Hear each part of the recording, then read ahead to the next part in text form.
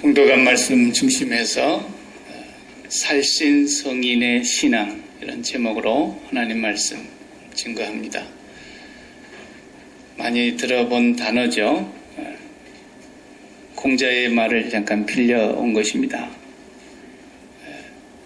큰 대의를 위해서, 큰 뜻을 위해서는, 혹은 남을 위해서 자기 목숨을 버림으로써 인을 이루는 그런 내용인데, 오늘 본문에 나오고 있는 내용을 통해서 하나님께서 우리에게 주시는 메시지가 있습니다.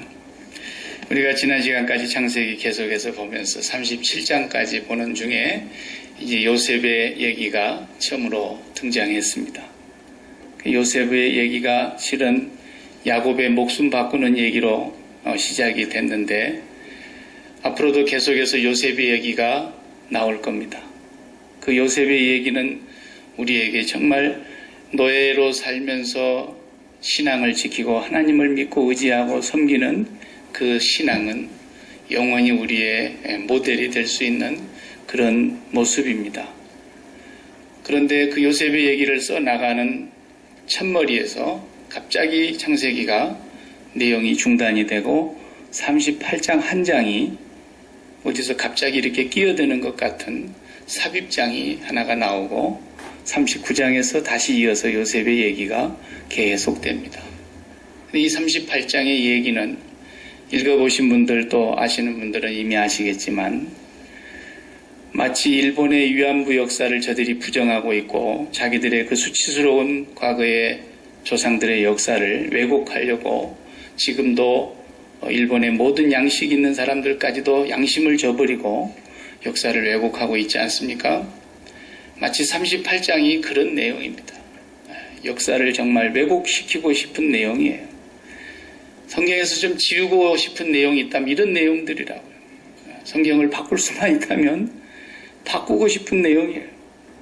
그런 내용들이 이 38장에 고결하고 순결하고 정말 아름다운 요셉의 신앙 얘기나 그대로 계속 써나가시지만은, 이 저자는 38장에 기가 막힌 얘기를 써놨습니다. 이 얘기를 통해서 우리에게 하나님께서는 오늘 또 중요한 메시지를 주고 계신다는 것입니다. 아브라함과 이삭과 야곱은 족장이라 그럽니다. 그래서 우리가 족장의 역사를 지금 다 보고 있습니다. 그 족장의 역사에서 이제는 12아들이 태어났고 12아들의 시대가 펼쳐지고 있습니다. 육신적인 혈통으로는 장자가 르우벤이지만 성경의 역대하 5장을 보면 그 아비의 침상을 더럽힌 죄로 인해서 르우벤은 장자의 신분에서 박탈을 당합니다. 그리고 장자가 12아들 중에 11번째 요셉이 장자가 됩니다.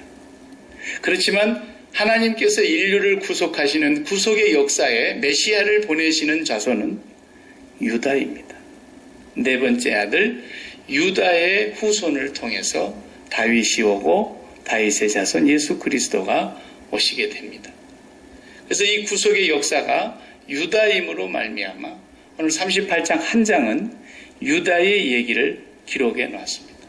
그러면 좀 멋진 얘기가 나와야 되고 요셉보다도 더 순결하고 고결한 얘기가 나와야 되는데, 정말 역사를 왜곡하고 싶을 만큼이나 황당한 얘기가 38장의 유다의 얘기인 것입니다. 이것은 아브라함과 이삭과 야곱을 이어가는 족장의 역사에 하나님의 구속 역사의 중심은 요셉이 아니고 요셉은 변두리 인물입니다. 그 중심은 유다라는 것을 잊지 않도록 하고 성경에서 그것을 우리에게 가르쳐주고 있습니다.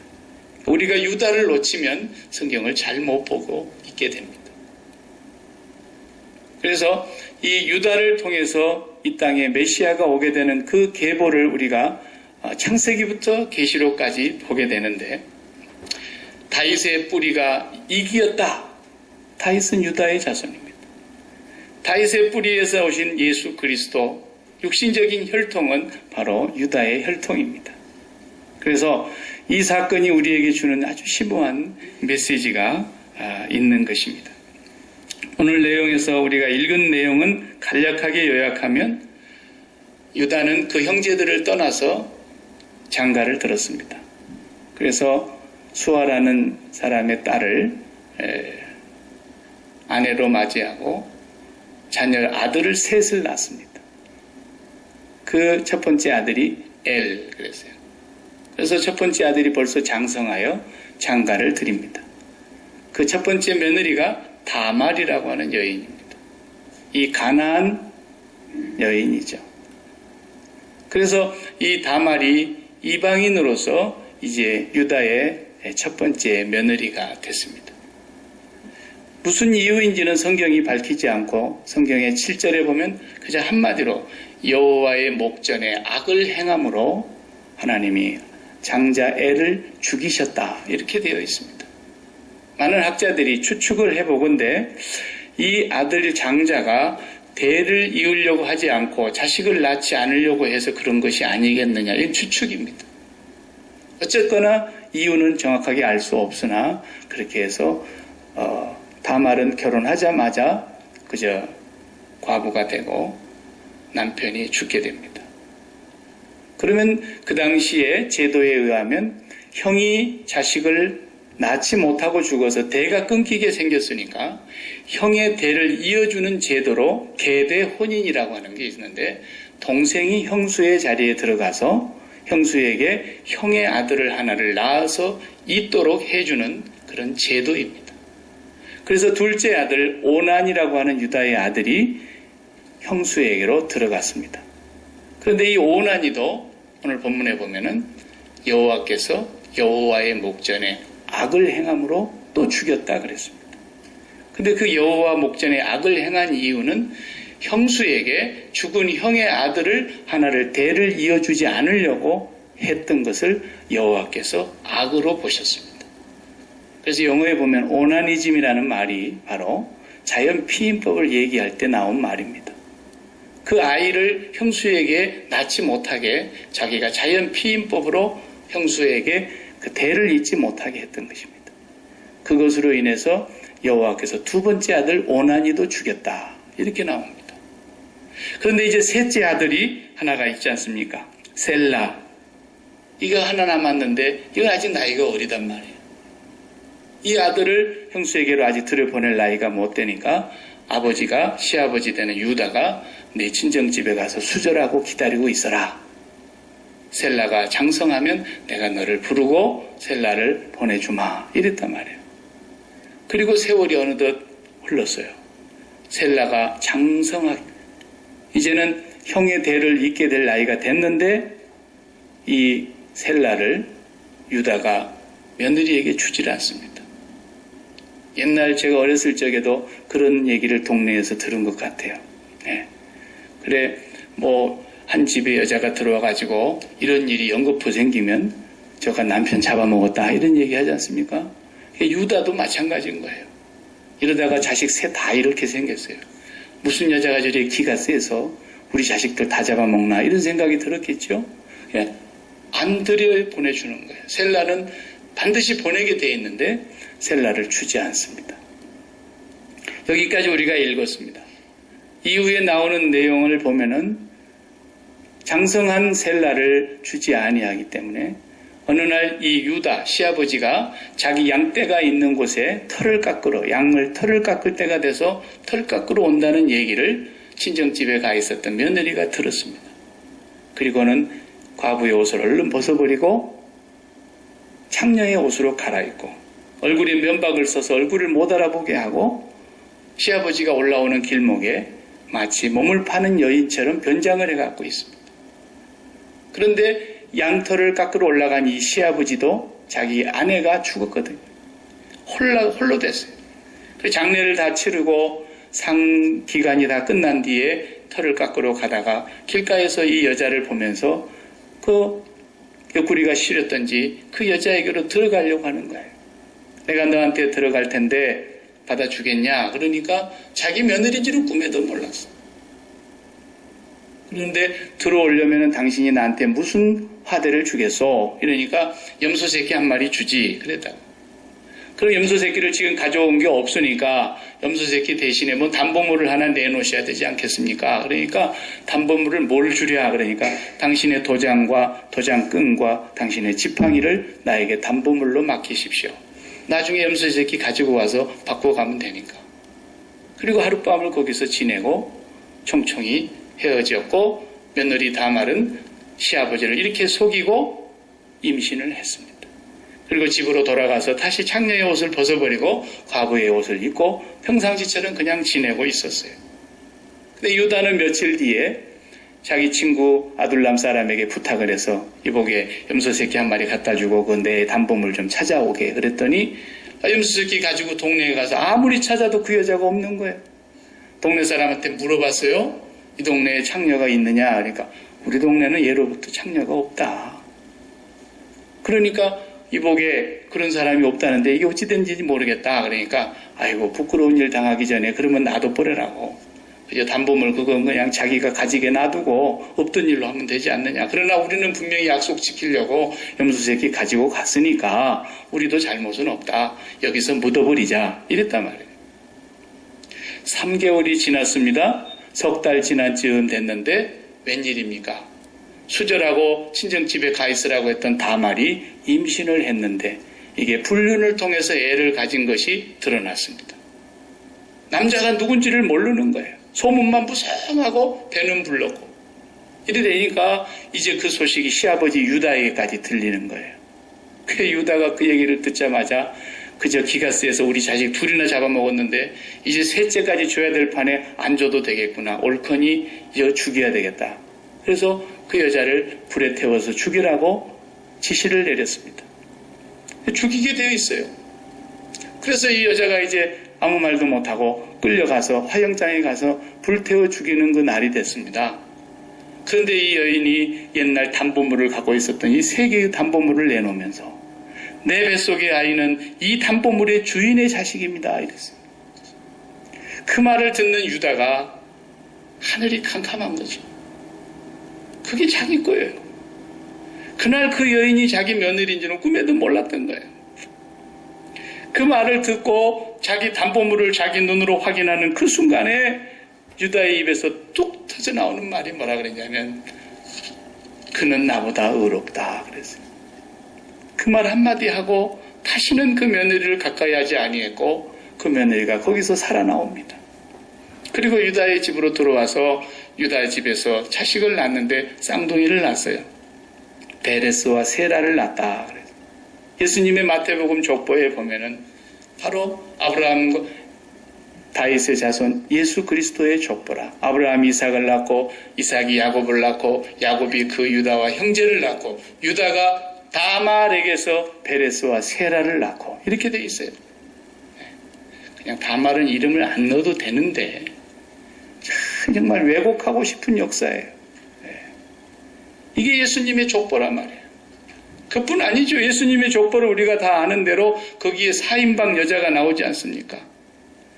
그 유명한 아브라함의 아내 살의 이름도 안 들어가고 그 훌륭하신 분들 여자분들이 한둘이겠습니까? 근데 여자 이름이라고는 하나도 안 들어가고 그 유명한 4인방이 들어가는데 예수님의 족보의 첫 번째 여자가 다말, 시아버지와 며느리 사이.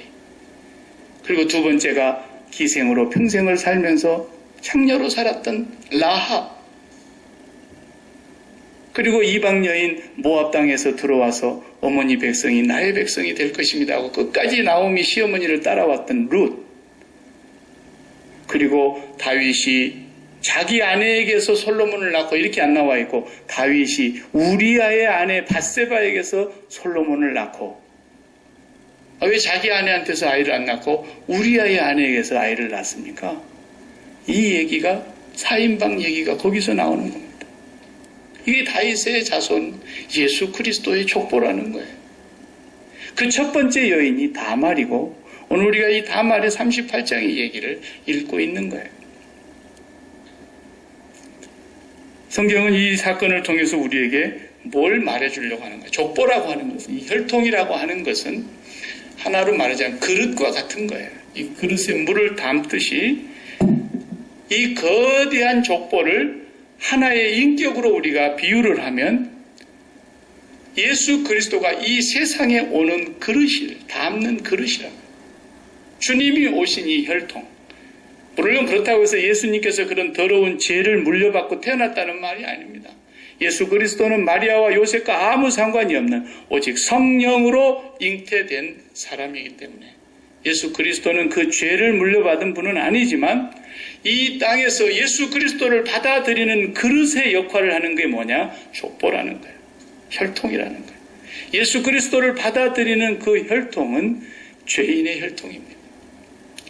더 정확하게 말하면 내가 죄인됨을 철저하게 깨닫지 못하는 사람들은 예수 그리스도를 받아들일 수가 없다는 뜻입니다. 예수님이 오셔서 하신 말씀 가운데 나는 죄인을 불러서 구원시키러 온 것이지 내가 의인을 부르러 온 것이 아니다. 건강한 사람에게는 의사가 쓸데없지만 병든 사람에게 의사가 쓸데있는 것처럼 오늘 이 땅에 예수 그리스도를 받아들이는 우리는 예수 그리스도를 모시는 우리 그릇은 우리가 죄인됨을 철저하게 깨닫고 내가 비록 유다와 다말과 같은 그런 우리같이 대한민국에서 낳고 자란 유교적인 그런 어떤 윤리와 도덕을 배우고 그런 풍습 속에서 자란 사람들은 이런 얘기가 너무 황당하고 지우고 싶은 얘기인 거예요. 그럼에도 불구하고 우리 안에 이런 죄성과 타락한 인간성이 저와 여러분 안에 있다는 것을 인정하는 사람에게만 예수 그리스도는 받아들여지고 오신다는 것입니다. 그걸 말씀하고 있는 거예요. 저금통에다가 우리가 저금을 애들이 할 때 동전만 넣는 것이 아니라 어떤 때는 종이돈도 꾸겨서 넣고 그럽니다. 어떤 때는 그냥 100불짜리도 꾸적꾸적해서 그 구멍에다가 쑤셔 넣습니다. 그게 다 꾸겨서 넣어서 100불짜리 100장을 넣어놓으면 그게 꾸겨 넣고 돼지 저금통 안에 들어가 있다고 돈이 아닌 게 아닙니다. 그게 나와서 빳빳이 펴져야만 돈이 아니라 그 안에 넣어놔도 100불짜리는 여전히 100불짜리인 거죠.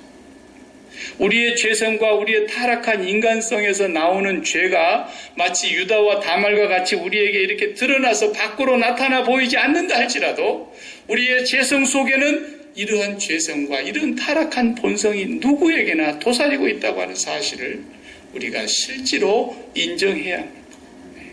그게 인간이에요.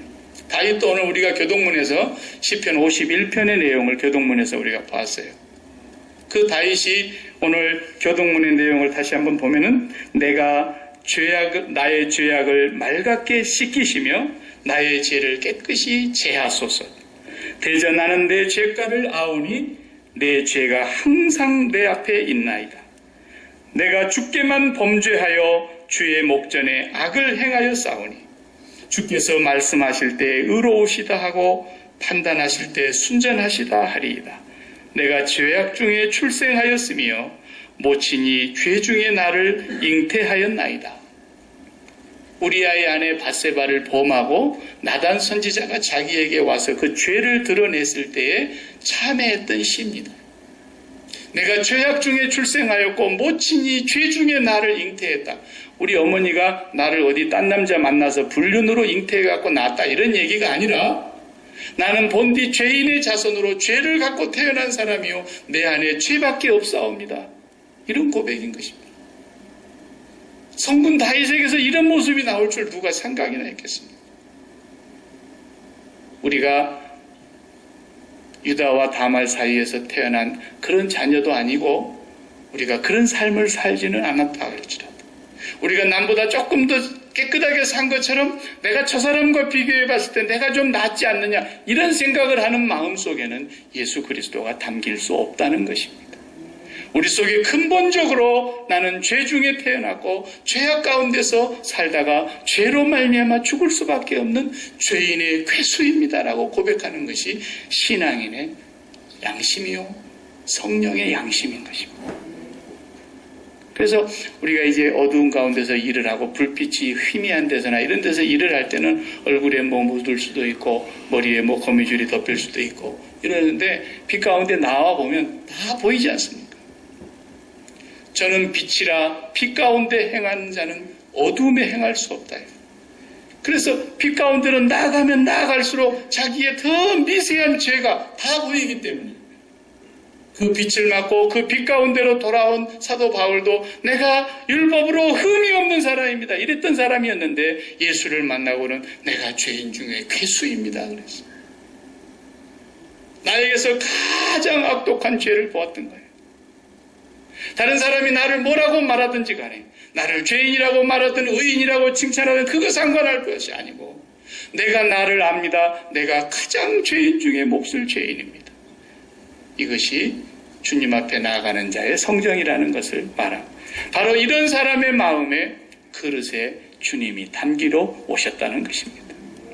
유다와 다말은 이런 사이였던 것입니다. 이런 정말 말도 안 되는 사건이 우리에게서 일어나고 있는데 이 살신성인의 신앙이라고 하는 이 다말의 신앙을 오늘 우리가 한번 살펴보려고 하는 것입니다.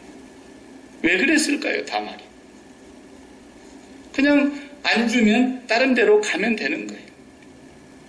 유다는 사실 주고 싶은 마음이 없었어요. 왜냐하면 성년이 됐는데도 끝까지 안 주니까. 수절하고 기다리고 있으라 그래놓고 주지를 않으니까. 가서 달라고 얘기해도 안 줄 걸 알고 시아버지를 속일 수밖에 없었고. 왜 그렇게 했을까요? 유다의 집에 시집온 이 며느리 다말은 대개 우리가 가족으로 며느리가 집안에 들어오게 되면 연애했을 때에는 몰랐던 가정사를 다 알게 됩니다. 좋은 일도 알지만 부끄러운 일도 알고 알리고 싶지 않는 일도 살다 보면 자연히 알게 됩니다. 그것이 한 집안의 가족사 아니겠습니까?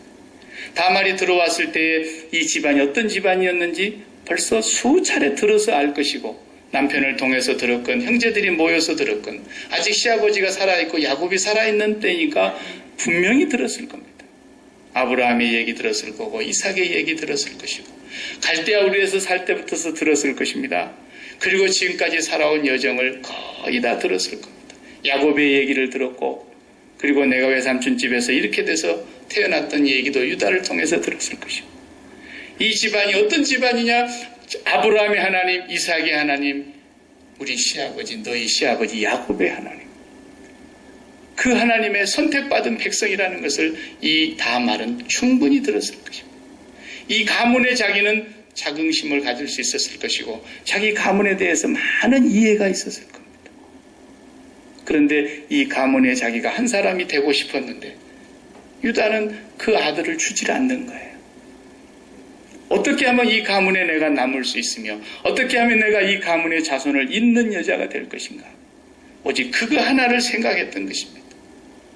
여자로서 여자됨을 포기해버린 거예요. 생각해보세요. 동네 사람들이 다 알았어요. 이 도장과 이 도장끈과 이 지팡이의 주인의 아이를 내 뱃속에 가졌습니다 했던 날 동네방네 소문 다 났고 망신 중에 개망신을 썼고 여자로서 가장 치욕과 모멸과 수치를 당해야 하고 그러지 않고도 자기의 삶을 살 수 있어요. 그러지 않고도 행복한 삶을 다시 시작할 수 있어요. 여자됨을 포기하지 않고도 얼마든지 자기의 인생을 다시 시작할 수 있는데도 이 여인은 그렇게 살았던 거예요. 이렇게 묘락이 뛰어나고 영악한 여인이 자기의 삶이 앞으로 어떻게 될 것을 모르고 이렇게 한 것이 아닙니다. 이 여인은 아브라함과 이삭과 야곱을 잇는 이 집안에 대를 잇고 싶었던 거예요. 하나님의 백성으로 남고 싶었던 거예요. 예수 그리스도의 족보에 그 여인의 이름이 올라간 걸 보십시오. 룻이라고 하는 여인도 우리가 알다시피 다 돌아가라. 너희들이 젊었는데 벌써 남편을 잃고 어떻게 혼자 산단 말이냐. 그러니까 돌아가라고 그렇게 종용하는데도 룻은 끝까지 나오미를 따라오지 않습니다. 저로 어머니의 집에 돌아가라고 하지 마십시오. 친정으로 돌아가라고 하지 마십시오. 어머니 하나님이 나의 하나님이 될 것이고 어머니의 백성이 나의 백성이 될 것이고 죽음으로 갈아놓지 않는 한 내가 어머니를 결코 버리는 일과 떠나는 일은 없을 겁니다. 그러면서 끝까지 따라오던 그 룻이 다윗 왕의 증조모가 되지 않습니까? 아브라함의 가문에 이삭의 가문에 야곱의 가문에 유다의 후손으로 예수 그리스도가 오시는 하나님의 구속사를 잇는 여인이 됐던 거예요. 오늘 우리에게로 이 신앙을 가져와서 보면은 우리가 예수 그리스도를 모시려고 하면 우리의 삶, 우리 인생 전부를 다 팔아야 된다는 얘기인 것입니다. 여자의 여자됨을 팔아야 되는 거고, 여자로서 한 번밖에 없는 행복을 다 포기해야 되는 것입니다. 거기에 죽음이 올 수도 있고, 거기에 온갖 수모를 다 겪어야 되고, 나다나의 호돈이 쓴 주온 글씨의 내용처럼 신부, 그 고상한 신부님의 아이를 자기 뱃속에 담고 있으면서도 그 신부의 이름을 부르지 아니하고 가슴팍에다가 어들털이 A자를 크게 써붙이고 다니면서 나는 간통한 여자입니다. 온 동네 사람들이 다 아는 그 주인공 여자처럼 다말은 자기 자신을 철저하게 다 희생해서라도 하나님의 뜻을 이루는 거룩한 역사에 남고 싶었던 거예요. 오늘 우리가 예수 그리스도를 갖는다고 하는 것은 밭에 감추인 보화를 갖는 것과 같다고 성경이 말하고 있어요. 다 팔지 않고는 그것을 가질 수 없다는 거예요. 다 팔지 않고는. 그래서 사도 바울이 고백한 고백이 오늘 아침 제가 예배 시작하면서 낭독했습니다. 나에게 유익한 모든 것을 다 해로 여기고 내게 유익한 모든 것을 다 버리는 것은, 다 잃어버린 것은, 그리고 폐설물로 여기는 것은 내 주 예수 그리스도를 얻는 것과 그를 아는 지식이 가장 고상하기 때문에 내가 그를 얻기 위하여 모든 것을 해로 여겼다는 거예요. 모든 것을 다 잃어버려도 좋았다는 거예요. 이게 바로 다 팔았다는 뜻입니다. 오늘 우리가 예수 그리스도를 온전히 모시고 그분 안에서 그분과 함께 하늘을 갖는다고 하는 것은 나의 나됨을 버리는 거예요. 내가 철저히 죄인됨으로 고백되어져야 되고 철저하게 죽을 수밖에 없었던 다말과 같은 천인공노할 죄인이라는 사실을 인정해야 돼요. 그러나 다말은 거기서 그 담보물을 꼭 붙들고 있다가 이 담보물의 주인이 내 아이입니다. 내 뱃속의 아이입니다. 그러므로 유다는 그 말 한마디 앞에서 네가 나보다 의롭다. 바로 그 의롭다는 단어가 righteousness예요. 이 의는 율법으로 말미암아 난 것이 아니라 예수 그리스도를 믿음으로 말미암는 의라 이 말이에요. 우리가 예수 그리스도를 얻음으로써 의롭다함을 얻는다는 거예요.